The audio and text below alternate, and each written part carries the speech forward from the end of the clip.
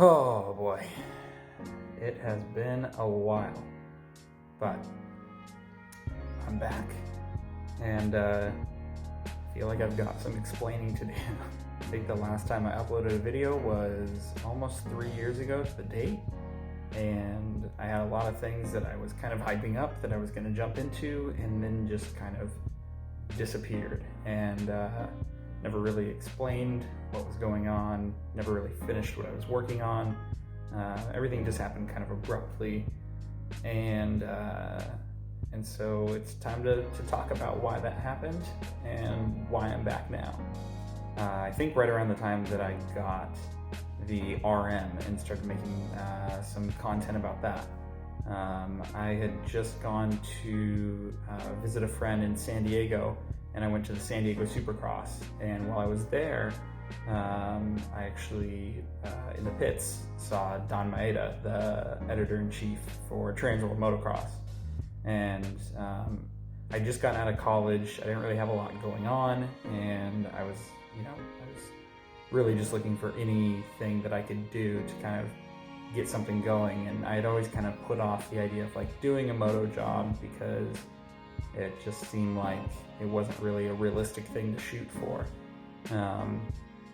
But I saw him, and I walked up and introduced myself, and we got to talking a little bit, and I basically just asked, is there any advice that you would have for somebody who wants to get into like a moto media job?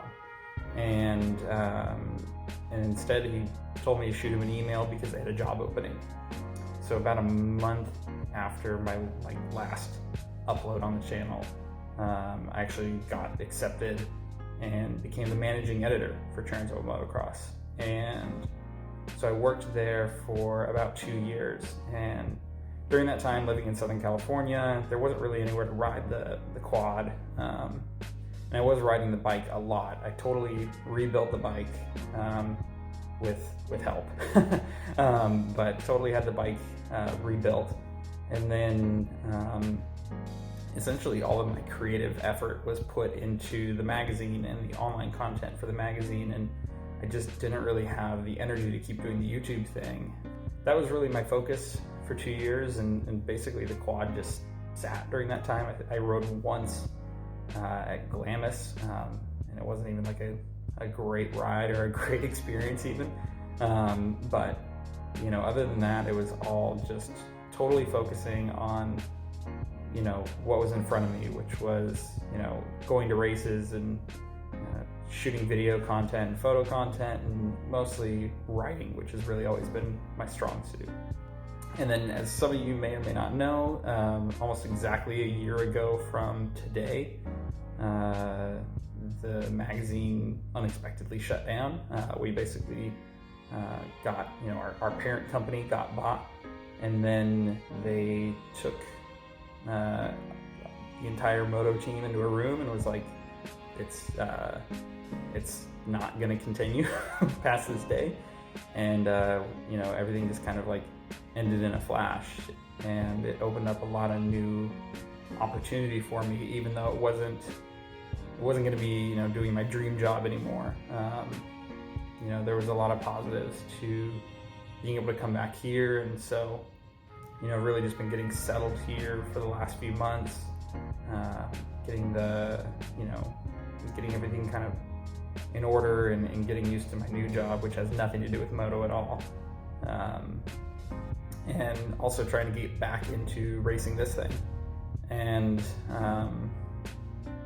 I just haven't had really the time to make videos. And then the other thing that's always really been a struggle for me, really 6 years or so at this point, has been that I haven't had a real video camera anymore. I invested in photography equipment because other than YouTube, that's what I tend to be using more, and the photography equipment that I have doesn't really work super well with video. There's no autofocus. The quality's not even that great. And so, right now I'm shooting this on my phone, which luckily phone cameras have gotten so much better since those days. But, even with that said, I want to want to do this again, and I want to enjoy it. And I don't really know what direction I'm going to take it in, but I think right now the plan for me is just to create whatever comes to mind, and we'll see where it goes from there and what it develops into. But when I started doing this YouTube thing, at least 10 years ago, if not more, I was a teenager who just wanted to put things out on the internet, and what I knew back then was so little compared to what I know now. And so I feel like I have a lot of things to share and a lot to offer, and I really want to do that. So with that said, I'm going to stop talking because there's nothing I hate more than filming myself. And so I'm going to flip the camera around to give you guys kind of a quick update of what's going on behind me, and we'll just see where this video goes from there.